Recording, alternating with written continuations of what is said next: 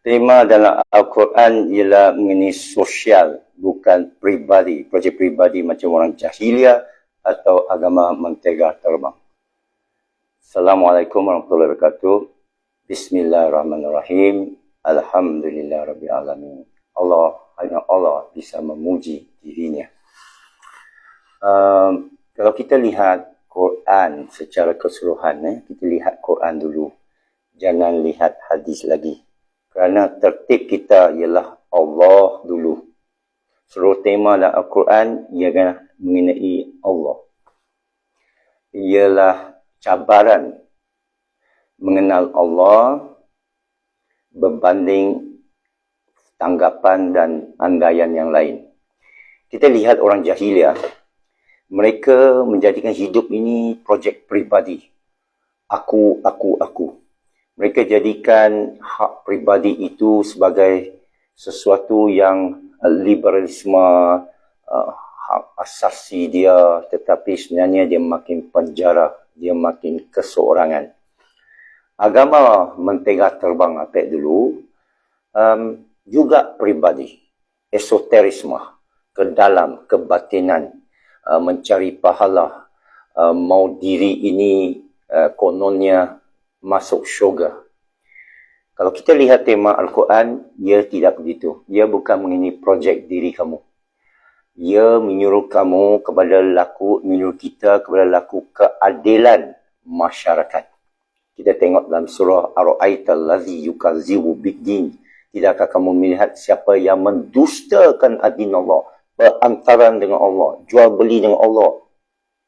Fadzalikal ladzi yad'ul yatim, yang tidak menjaga yatim di sini artinya orang yang tidak ada negara, orang yang tidak ada tempat, orang yang tidak ada perlindungan.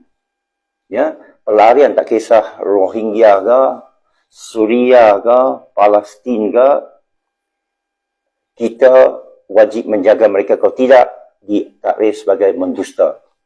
Dan lepas itu, yang wala ya'udu tu'amil miskin, tidak memberi makan, bukan bagi sedekah, bagi sindiket ni yang mengutip derma ni, bukan kita tak tahu, tapi kita ajak dia nak makan ke tidak. Kalau dia tolak, dia bukan masakin. Allah letak yang tepat dalam surah itu, memberi makan kepada masakin. Fawailu limusallin, neraka wel bagi orang yang solat, kerana mereka ini lalai dalam solat mereka. Dan solatihim sahun, nampak sangat Allah tak bagi kisah tentang projek pribadi kita. Yang banyak yang orang mengada-adakan hadis, kononnya boleh masuk syurga. Cuba menang loteri Lailatul Qadar. Cuba meratib menjampi Allah dengan sekian ayat. Semua itu palsu. Tak boleh. Bercanggah dalam tema Al-Quran. Tidak dibenarkan mana-mana hadis, terutama dari manusia, yang kononnya manusia, kita tengok sebagian besar daripada hadis daripada seorang. Ya. Dan berlaku 2 abad kemudian, padahal para sahabat, pada tabi'in, para nabi melarang diadakan rujukan yang lain bagi agama, telah disempurnakan, dan kita yakin Allah Maha Sempurna. Jadi dia adalah projek sosial. Dan kita tengok di satu pihak, kita seolah mengutip pahala. Kita seolah membanyakkan ritual. Lepas itu, pergi mana? Pergi pada program yang makan daripada mana? Yang tak sihat. Drive-thru McD, KFC, junk food. Bawa anak-anak makan gula-gula, makan cikedi kah, apakah crispy kah, apakah semua. Kalau kita kaji, bukan toyiban. Ayat untuk makan ialah halalan toyiban, bukan wa toyiban. Halalan toyiban. Dia yang halal lagi toyib, yang baik-baik. Kita kata halal, cap halal, lepas tu lupakan toyib. Makanan bergula, makanan nasi putih yang diproses, yang di GMO, genetically modified, banyak jenin, genetic dimodified. Kita pun dimodified, yang makanan kita pun dimodified, tapi kita tak kisah. Kita pisahkan agama daripada tubuh badan kita. Kita pisahkan akidah, kerana kita dah hidup cara adat. Adat kita drive-thru. Adat kita order saja. bila buka puasa saja, sapu saja. Jadi kita tengok pada hidup kita. Apakah benar-benar menikmati, dapat kenikmatan Allah. Atau kita hidup dalam keadaan amat sekular. Agama suku, makan suku. Agama suku, tauhid suku. Kerana tauhid dalam Quran ni, tema dia amat mengagungkan Allah. Allah la ilaha illa wal hayyu qayyum. La taquduhu sinatun wala naum. Allah ni tidak tidur, tidak penat, hadir. Lebih rapat daripada urut leher kita. Tapi tema nak Al-Quran ini diselubungi oleh pendeta-pendeta upahan. Musuh utama kepada Islam. Yang boleh menghalalkan bank Islam. Menghalalkan riba. Dan umat begitu jahil, tak berani. Ditakut-takutkan. Sepatut orang Islam ni berani. Orang Islam ni jenis Umar Al-Khattab. Berani menyoal. Dan Allah dan Quran mengajak manusia menyoal. Ajak manusia berfikir. La'allakum yatafakkarun. Supaya kamu berfikir. Kita tengok ayat yang sebut tentang qaumil albab. Disambung allazi yatafakkarun. Iaitu mereka berfikir, berzikir. Lepas tu apa tu yatafakkarun? Allazi zakara. Orang yang berfikir. Zikir. Orang yang berfikir ini sebenarnya zikir ialah orang berfikir. Iaitu dia zikir semasa berdiri. Semasa duduk. Semasa berbaring. Lalu mengkaji. Lalu melihat khalqus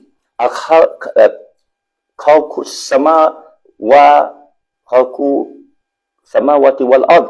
Melihat kejadian. Bukan melihat saja yang dicipta. Melihat ciptaan, proses penciptaan, mengkaji. Yang NASA pergi hantar Webb teleskop. Dulu Hubble teleskop. Tak lama lagi Roman teleskop. Mengkaji sedalam-dalamnya. Itu adalah ayat Allah. Itulah tujuan Allah. Dah diramalkan Al-Quran 1443 tahun hijrah dulu. Dilakukan oleh manusia.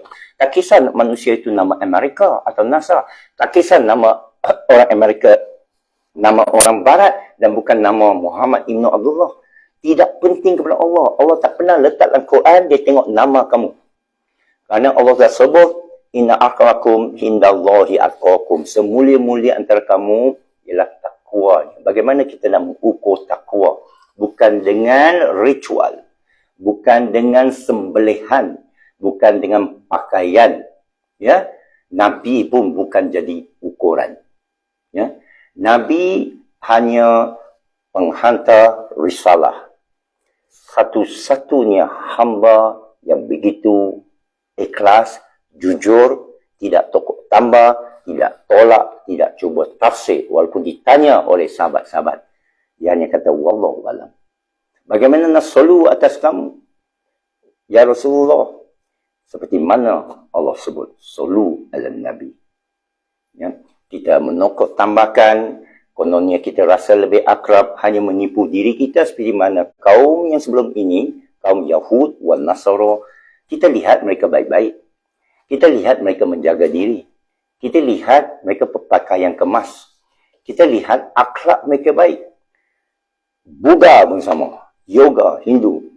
Sekarang popular di kalangan Barat. Tapi kita lihat orang Barat yang datang dari agama-agama ini, maupun Sufi, Syekh Sufi saya ramai diikut oleh orang-orang Barat yang tak masuk Islam. Mereka nak kesufian. Bila Syekh guru saya menamakan zikir yang kononnya menari itu, zikir yang hadra itu, ramai meninggalkan dia. Kerana mereka nak keseronokan. Mereka nak emosi spiritual. Mereka tak faham apa itu spiritual. Mereka nak menari-nari, tapi yang macam orang yang ikut Buddha dan yoga, kita lihat mereka nak nirvana, mereka nak cahaya dalam diri.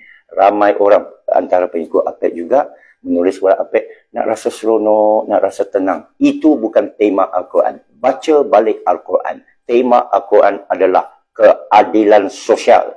Tema Al-Quran ialah lawan kezaliman.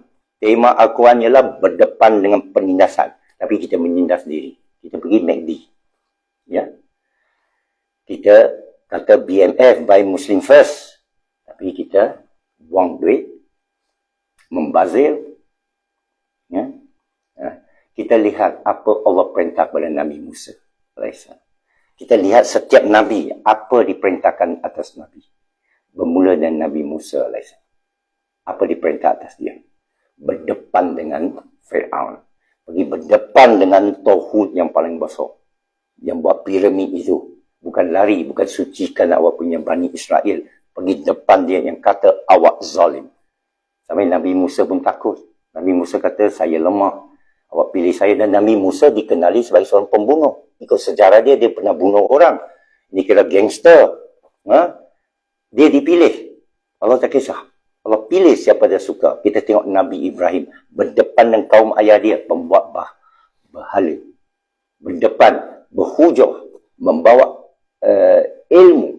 Yatafakkarun, pemikiran tentang angkasa lepas, kejadian langit, bulan, matahari, dia berdepan. Nabi Nuh juga. Nabi Lut juga. Nabi Yunus, dia cuba lari. Dia tak mau dakwah kepada kaum dia. Allah campak dia masuk laut dalam perut ikan paus. Dan kita lihat bahawa zikir yang kita meratib-ratib itu tidak ikut seperti mana tertib yang tunjuk dalam Al-Quran. Zikir itu mesti kena tempatnya. Apabila Nabi Yunus dalam keadaan dia menzalimi perintah Allah, dia sebut subhana in kuntum min zalimin.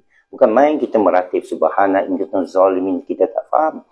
Nabi Ibrahim alaihissalam apabila diugut untuk dicampak masuk api, belum dalam api, diugut akan dibakar dalam api, dia ucap hasbunallah ni'mal wakil. Cukuplah Allah bagi kita. Apakah kita mengucap yang sedemikian apabila wahau dengan kaf mim datang nak cucuk kita dalam bakaf sinun, ada tak kita sebut hasbunallah ni'mal wakil? Apa yang sebut? Alhamdulillah, biiznillah, apa yang sebut? Dan apa yang baca tadabbur Al-Quran dan datang terjumpa surah Yunus ayat 62, inna awliya Allah la khafun alaihim walahum yazanun. Sesungguhnya wali-wali Allah, kekasih Allah, tidak takut dan tidak bimbang dengan dia. Jadi apa pun suruh adik kakak sekalian, jangan takut, jangan bimbang. Kerana dua janji Allah dalam Al-Quran. Bukan dalam hadis. Dalam Al-Quran, mana kamu nak pegang? Yang banyak memegang hadis, lupa tentang ayat Quran, mereka lemah. Yang pegang ayat Quran macam apek, alhamdulillah, survive. Dan tidak disusahkan. Kerana dua janji Allah dalam Al-Quran ialah tentang ujian. Kami tak akan uji kamu lebih daripada apa bahu kamu boleh pikul. Itu janji. Dan Allah la tukhlifu mi'ad. Allah tak mungkir janji. Sesiapa nyatakan Allah mungkir janji, dia kafir. Dia kufur. Dia fasik. Dia ingkar kepada janji Allah. Dia terkeluar daripada rahmat Allah. Dia mengeluarkan diri dia. Dia menzalimi diri dia. Dia harus taubat. Janji Allah yang kedua, kami bukan zalim. Nama Allah Al-Adil. Apa maksud Al-Adil? Seadil-adilnya. Bila Allah mengadili kita di padang mahsyar, disebut dalam Quran, Allah akan berlaku adil. Ditunjuk amalan, catatan amalan kita. Tak ada satu pun ditinggalkan. Dan semua akan dihisap. Tak ada pengecualian. Tak ada orang dijamin masuk syurga. Nabi Muhammad sendiri pun sallallahu alaihi wasallam menyatakan dia tak tahu apa akan berlaku kepada dia kemudian. Kelak. Yang lain macam mana? Imam Mahdi macam mana? Tak ada jaminan. Kalau ada jaminan, senanglah kita. Tertipu sebenarnya dalam ilmu tasawuf, ilmu tarikat, seseorang yang merasakan confident dan dia tak rasa takut, tak rasa bimbang, dia sudah sesat sebenarnya. Dia sesatkan diri sendiri. Dia hidup dalam delusi, kita panggil, menipu diri. Tertipu oleh syaitan. Macam syaitan datang pada Syekh Abdul Qadir Jalani, kata tak payah solat dah, tak payah ibadat dah, tak payah munajat kepada Allah dah, kamu sudah sampai makam al-syurga. Qadir Jalani dalam kisah yang masyhur menyatakan, sesungguhnya saya dijadikan ialah untuk memilih untuk mengabdikan diri kepada Allah, bukan untuk masuk syurga Allah. Lalu syaitan kata dalam kisah yang masyhur itu, ilmu kamu sudah selamatkan kamu. Tapi Qadir Jalani jawab, tidak, Allah yang selamatkan aku. Tengok, makam wali yang masyhur Qadir Jalani. Kita sebut Qadir Jalani. Awak nak banding dengan siapa? Kita nak banding siapa? Tapi jangan kita merendahkan diri. Kerana Allah jadikan kita semulia-mulianya. Kita ini khalifah bermakna pengganti yang diberikan makam macam Nabi Adam, diajar nama-nama. Semua orang tahu nama-nama, tak payah pergi sekolah. Budak Afrika, budak Papua New Guinea, budak pelarian, walaupun tak pergi sekolah, dia tahu nama. Nama diri dia, nama ibu dia, nama benda. Ini adalah fitrah manusia yang Allah sudah tanamkan. Lalu manusia menzalimi yang buat sistem sekolah, sistem sijil, kononnya memberi pekerjaan palsu itu. Konon memberikan jaminan palsu itu, memberi hutang, melambatkan dia akil balik. Kita tengok perkataan akil balik. Syarat memeluk Islam, syarat diiktiraf Islam ialah akil balik. Apa maksud akil? Berakal. Kalau kamu tak ada berakal, terbatal Islam. Ada orang sebut guna akal masuk neraka. Terbatal Islam dia. Terbatal Islam. Kalau orang yang sebut tak payah guna akal. Habis apa maksud akil balik? Ini orang jahil yang ditindas oleh pendeta-pendeta yang meraup keuntungan. Mereka bukan warisul anbiya. Kerana Nabi tak minta apa-apa balasan. Tak mengharapkan apa-apa balasan. Macam mana mereka hidup? Tanyalah Nabi. Kajilah hadis-hadis kalau kamu pandai. Kalau kamu mengetahui. Kajilah ayat Quran. Bagaimana apa hidup? Ya. Bagaimana kita baca ayat lalu tak faham ke? Wa may yattaqilla yaj'al lahu makhraja wa yarzuquhu min haythu yahtasib, iaitu sesiapa yang bertakwa kepada Allah, iaitu sedar, bukan takut, sedar tentang Allah. Allah akan buka pintu bagi dia. Allah sentiasa buka pintu bagi Apek. Alhamdulillah. Apek bersyukur. Dan itu bukan pintu untuk saya peribadi. Ia adalah sosial. Saya bawa jemaah. Saya tak ada fikirkan diri. Ya. Lepas tu diberikan rezeki dari arah tak duga. Itu janji Allah. Masya Allah la quwwata illa billah. Allah menunaikan. Jadi saya sampailah makam ainu yakin, tapi belum haku yakin.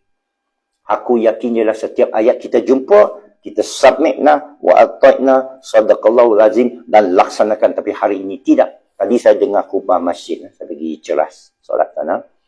Khutbah masjid bermula dengan cantik khatib kata, hendaklah kita habiskan masa kita bulan mulia ini tadarus Al-Quran. Membaca Al-Quran, tadabbur Al-Quran. Tapi dibacakan dan khutbah itu penuh hadis-hadis. Mana ayat Al-Quran? Kita dahagakan ayat Quran. Jarang sekali. Satu khutbah saja yang khatib yang saya tahu sentiasa baca ayat Quran, iaitu di Kelantan. Dekat Lundang. Dia tak ada bahkaf sinun. Tapi tidak disusahkan oleh pihak penguasa. Saya pun heran. Tapi jalan saja. Ada wali-wali Allah di Selambi Mekah. Ada wali-wali Allah merata. Mereka tidak takut dan tidak tunduk kepada kehendak manusia yang permain-mainkan akidah mereka. Menghalau orang daripada masjid. Menghalang orang untuk mensucikan diri. Ada 3 ayat dalam Al-Quran. Sesiapa ejeki masjid yang menahan orang daripada masuk masjid, neraka. Bertaubatlah kamu. Saya hanya memberi amaran. Saya hanya membaca ayat. Kalau saya nak dipenjarakan, Alhamdulillah lah. Okay. Ada apa nak tanya? Itulah saya nak beritahu sesi tengah malam ini. Bismillah. Jelas bahawa Allah meletakkan dalam Al-Quran projek untuk kita ialah projek sosial, bukan peribadi. It is not a personal project. Kita tengok hidup manusia semua personal project, personal loan, EPF dan personal duit. Tidak, kita hidup sebagai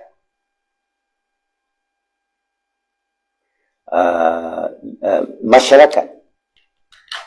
Sesiapa mengasingkan diri dia, itu bukan kalangan Al-Quran. Itu bukan kalangan generasi madani, generasi ilahi. Ya, kerana berpisah dari Al-Quran. You cannot be separate from the message of Allah. Anda tidak boleh hidup mengasingkan diri anda daripada keterangan dalam Al-Quran. Kalau anda buat demikian, anda tergolong golongan mentega terbang yang Nasara itu. Dia syok aja. Dia kata dia rasa iman. Kita jumpa mereka. Agama apa yang dulu, pergi, cubalah masuk gereja, seronok saja mereka. Relax aja. Dan mereka kata mereka rasa Roh Kudus. Mereka rasa Holy Spirit. Mereka merasa the Spirit. Saya kata, betul ke? Rasa, ya betul. Saya kata, cuba ambil pisau. Tak berani pula. Cuba tikam bedah dada tu, tunjuk ada Isa Kristus dalam diri dia. Saya di Afrika, saya berdebat cara seronok lah, cara seronok dengan orang berkulit hitam sana. Kalau sana suku Kristian, mereka tanya saya, apakah awak diselamatkan oleh darah Isa Kristus? Saya kata, saya Muslim. Ya, Isa hanya Nabi. Dan saya kata, apa kamu nak rasa? Kerana ajaran daripada Syekh Sufi saya, kamu tak harus rasa apa-apa. Ketenangan adalah daripada Allah. Kamu bukan untuk kamu asyik aja berkhayal, ilusi, halusinasi. Tengok sekeliling kita. Tapi dia lupa jiran dia. Nabi Musa AS pernah ditegur oleh Allah.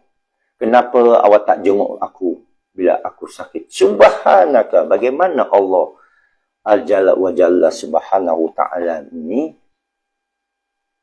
yang hak, yang maha sempurna, maha hidup, boleh sakit. Allah beritahu, Allah royak, kamu tengok ada orang sakit di dalam kampung kamu, kamu kalau pergi sana akan jumpa aku. Nampak? Cari dalam Al-Quran di mana dia adalah projek personal. Nabi pergi Gua Hira yang turun Al-Quran, ya. Masa dia bertapa di Gua Hira, datang ayat, halau dia balik. Menakutkan dia lari balik untuk Iqra' baca. Lepas tu dia bunyi dalam selimut. Ya ayyuhal mundathir, kum fa'andir. Ke surah Muzammil. Maaf. Ini bukan habisnya. Wahai orang yang berselimut, itu maksudnya. Bangun dan beri amaran. Kum fa'andir. Bangkitlah beri amaran, bukan bangkit solat tahajud. Anda wajib berdakwah. Ini apa tengah berdakwah ni? Memberi amaran kepada mereka yang berlaku zalim. Allah mendatangkan pandemik palsu ini menampakkan siapa harus dicampak dalam neraka. Kan neraka sepatutnya diisi paling ramai orang. Jadi mana datang kota tu? Dari kalangan orang masjid. Ramai pergi masjid kan. Majoriti masuk neraka kerana tidak takwa kepada Allah. Takwa kepada wahawau. Kaf ni. Sin waupa. Ya. Masa datang tu jelas dia zalim. Jelas dia bukan berdasarkan sains. Jelas dia masukkan sesuatu dalam tubuh badan kamu. Dan banyak yang kena alif, ya, pa, ya kan. Banyak kesan. Alhamdulillah. Tapi Apek bukan puas hati saja suci, jaga DNA diri itu suci. Makanan Apek jaga. Ini tengah panaskan sup tulang dia bawa. Kerana Apek kaji diet keto. Itu sebagian dari suruhan Allah. Halalan toyiban. Inilah. Bukan Apek tak kecewa. Apek happy ni. Happy. Alhamdulillah. Okay. So, mari bersama. Mari kita bersatu. Drop ego kita down sikit. Apek bersama dengan jemaah. Apek tinggalkan kaum sendiri. Agama sendiri. Kepercayaan sendiri. Budaya sendiri. Ya. Apek nak tolong kaum Melayu. Nak tengok mereka berjaya mengalahkan kaum Apek. 2 minggu lagi Apek akan pergi China. Apek akan tengok idea. Dan Apek akan beritahu. Mungkin live daripada China, Guangzhou. Beritahu begitu besarnya. Allah tunjukkan pembekalan barang-barangan buatan negara China yang mengancam Amerika Syarikat. Sehingga Amerika Syarikat cuba mengharamkan Huawei dan sekarang mengharamkan TikTok. Dua-dua itu mengalahkan. Dan bila saya pergi negara China, saya nampak sebenarnya 3 tahun dulu, 3-4 tahun dulu, nampak banyak benda mereka mengatasi Amerika Syarikat. Kereta elektrik mereka mengatasi Amerika Syarikat. QR code mereka mendahului mengatasi dunia.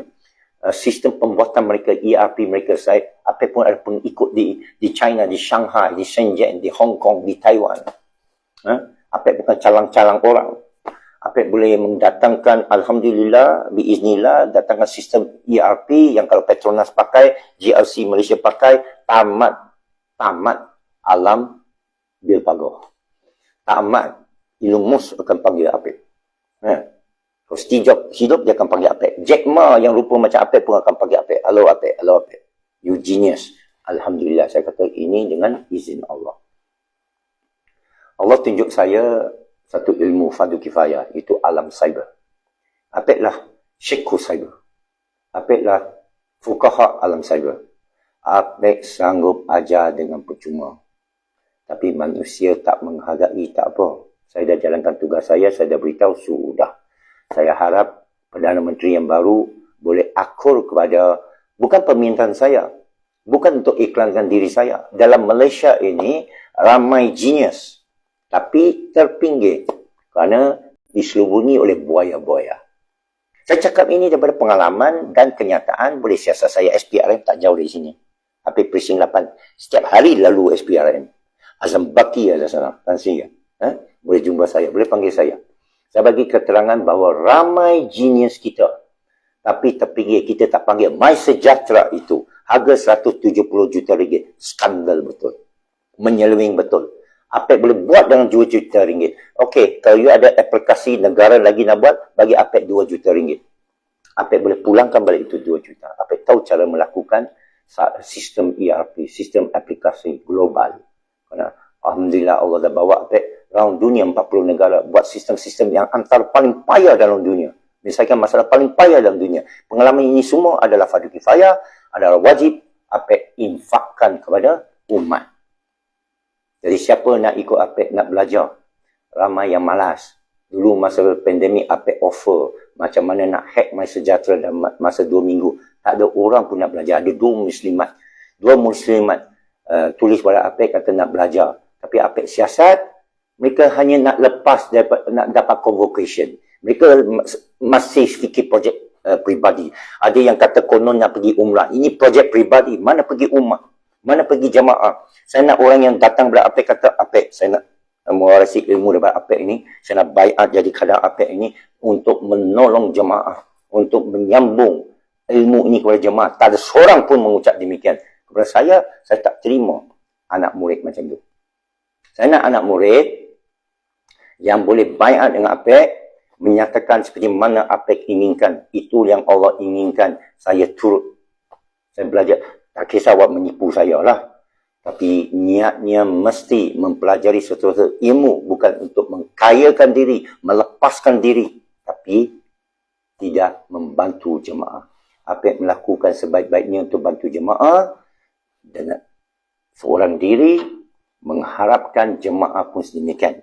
Kalau Apek seorang saja lakukan itu, jemaah sekarang dah open semua, asyik pergi McD saja. Itu yang saya cakap, Imam Mahdi tak akan makan McD. Mahal pula tu. Ya. Salam Muhammad Fatih Gurun pun ada. Jadi itulah. It is not a personal project. Syekh Sufi saya kata, Islam is not a personal project. Islam bukan satu kelab bola sepak. Islam bukan satu kelab membership. Kerana macam Illuminati ke, ya, kita nak tunjuk kita ni khawas. Tak, khawas awliya Allah dipilih oleh Allah. Bukan kamu pilih diri sendiri.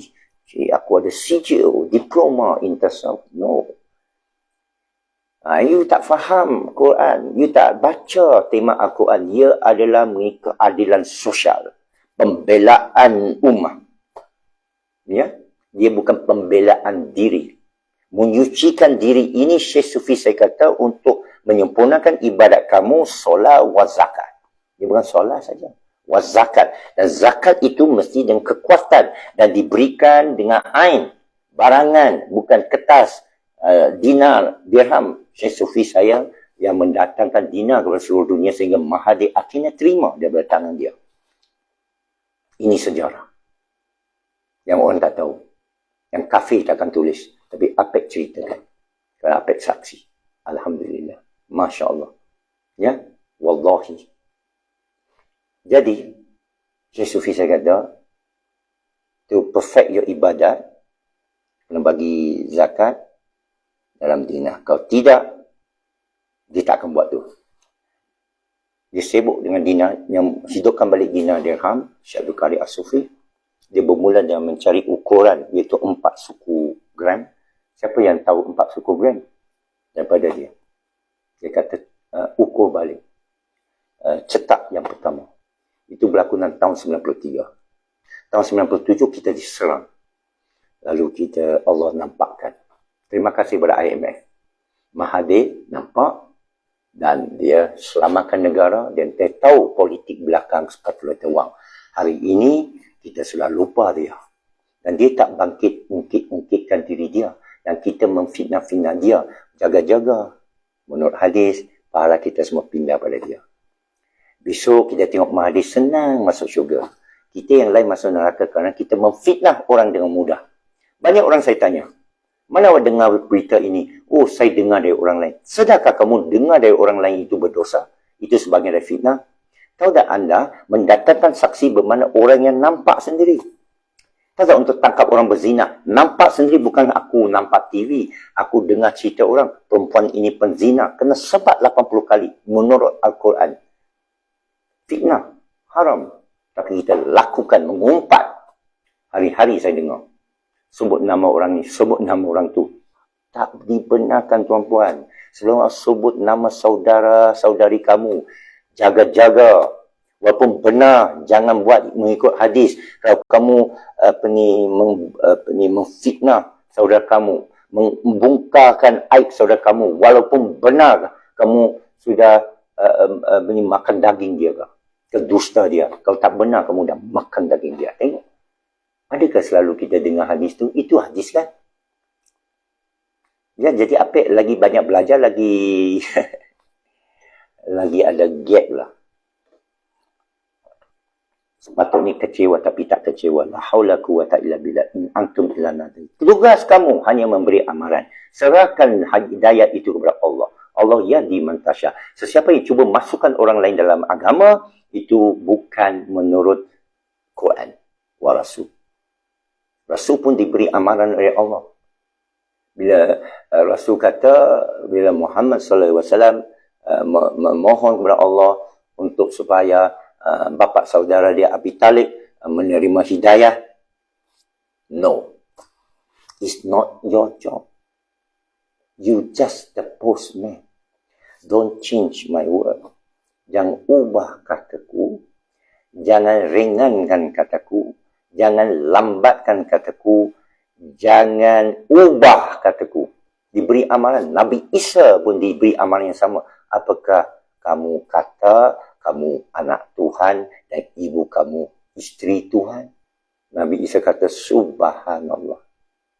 Kamu akan matikan saya situ juga. Ini dalam Quran.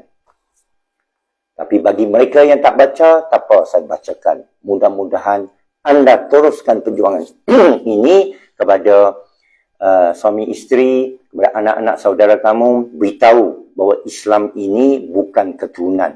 Islam ini adalah akhir balik, menaik saksi siapa Tuhan. Membaca ayatnya dan turuti apa yang diperintahkan. Mudah-mudahan kita semua dapat barakah, dapat rahmat, dapat pengampunan dan dijamin rezeki dan dijamin kesenangan nikmat Allah atas muka bumi. Kita yang susah ini kerana kita ingkar dan kita seleweng dan kita berpaling kepada Allah, bukan Allah berpaling daripada kita. Ya, kalau kita ingat tu, alhamdulillah. Setiap hari apik siang dan malam akan ulangi mesej ini. Orang ikut ke tak ikut ke tidak penting. Ya, sesiapa nak tanya saya akan cuba jawab. Tak dapat jawab, hantarlah ustaz. Hantarlah alim ulama. Saya beritahu apa yang saya boleh kerana saya berterima kasih kepada Allah SWT. Saya amat bersyukur saya diberikan hidayah Allah. Diberikan akuan, tapi saya tak tahu tempat saya esok. Saya ikhtiar ini hanya Allah yang tahu. Allah tahu apa dalam hati saya. Dalam hati tuan-puan. Dan Allah boleh satukan manusia walakin Allah alafa bainahum, iaitu hati-hati. Saya tengok hati kita banyak kotor semua kan. Senang saja nak bersihkan. Jamaah. Oh, meratiblah siang malam. Tak akan sampai nirvana. Kalau sampai nirvana pun menipu diri. Kamu nak ikut Buddha? Kamu nak ikut mana? Mentega terbang? Tidak. Hanya ikut Al-Quran. Al-Quran itu meletakkan ini projek masyarakat. Assalamualaikum. Waalaikumsalam. Ya. kita sudah hilang. Kita masing-masing hanya fikir ritual untuk diri sendiri, pahala diri sendiri dan ikut semua adat. Saya tengok semua adat. Ya. Jadi buktikan pada apa? Mengembalikan kegemilangan Islam. Akal, yatafakkarun, ilmu, memimpin dunia. Hari ini kita dipimpin oleh dunia. Semua kita cerita kat FB, ke social media, chat GPT, AI. Semua orang punya. MACD, KFC, orang punya. Huawei, apalagi TikTok, orang punya. Apa yang kita punya? Kita tak punya apa-apa. Menurut Dr. Mahathir, we own nothing, we produce almost nothing. We have nothing. Mahathir kata. Kita tak ada apa-apa, kita keluarkan hampir tak ada apa. Betul caranya. Kita menentang projek Proton dia. Buat kereta sendiri. Kita kata bazir, payah. Mahathir jawab apa? Habis, kita nak buat apa? Pakai saja. Asyik di bawah saja. Betul Dr. Mahathir tu. Saya sokong Dr. Mahathir atas itu. Ya. Hari ini orang senang fitnah dia pasal dia dah tua. Umur 97. Dah tua lah.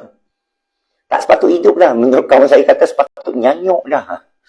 Allah panjangkan umurnya. Dan kita tak tahu siapa yang benar, siapa yang salah. Kerana Allah kata akan dikembalikan kepada kami. Kembali kepada Allah yang akan menghitung dan membongkarkan siapa yang benar, siapa yang salah. Tengok, Allah bukan bongkarkan saja amalan kamu. Allah tunjuk balahan kamu dengan orang lain. Fitnah kamu dengan orang lain. Benar ke tidak? Jaga-jaga. Lidah kita boleh bawa masuk neraka. Berlindunglah dengan Allah. Berlindung dengan ayat Allah. Paling balik kepada Allah. Ini untuk diri sendiri. Kalau kamu nak selamat, tak selamat. Banyak ayat Allah saya tengok. A'udzubillah. Ya? Belum lagi hadis. Dia pergi berhadis. Dia dah menentang Quran. No chance lah. Ada orang menentang Allah. Lepas tu dia tanya saya, ada tak cara sunnah untuk membersihkan daripada bakar sinul? Saya kata, awak sudah ingkar. Awak sudah menduakan Allah. Awak sudah syirik kepada Allah. Awak sudah kufurkan Allah. Awak sudah fasik. Awak sudah tak percaya dengan janji Allah. Sekarang awak dah kena. Awak dah minta apa tu? Adakah Nabi kata kurma azwa boleh menghilangkan racun? Saya cek balik, itu hadis daif oleh penjual azwa. Saya kaji hadis tu. Kerana azwa tu banyak jenis. Mereka kata tak spesifik. Tak mungkin Nabi cerita satu benda yang tidak spesifik.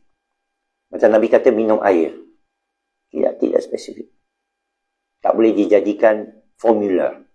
Dan memang tidak ada formula. Kerana untuk mengubati apa? Dah lupa lah istilah Arab. Quran ini mengubati kan. Sebenarnya mengubati takwa, jiwa. Yang lain sains itu Allah suruh kita kaji. Apa yang turut sains ke tidak. Akal yang sihat boleh memastikan. Tapi kita takut-takut oleh media. Mudah sekali kita terbawa oleh media. Nanti kamu tak boleh travel. Nanti kamu tak boleh pergi MACD. Nanti kamu tak boleh keluar untuk raya. Apek dah tahulah bahawa Allah berkuasa. Bukan Apek tak percaya itu semua itu SOP ke, itu ugutan. Apek dengar. Tapi Apek tak takut kerana Apek tahu janji Allah. Dan Apek tahu apa nak dilakukan. Dan Apek beritahu. 2-3 tahun lepas. Cuba cek balik. Semua YouTube Apek. Apa beritahu Apek? Sabar. Dan Allah suruh sabar. Allah kena allazi khalaqakum mauta wa hayat untuk menguji siapa ayyukum ahsanu amala. Surah Al-Mulk. Rata-rata orang baca surah Al-Mulk, setiap malam. Saya baca maksud dia. Orang baca bahasa Arabnya, saya baca bahasa Melayunya, bahasa Inggerisnya. Dan saya mengamalkan maksudnya. Di sanalah kita dapat kekuatan dan firasat dan cahaya.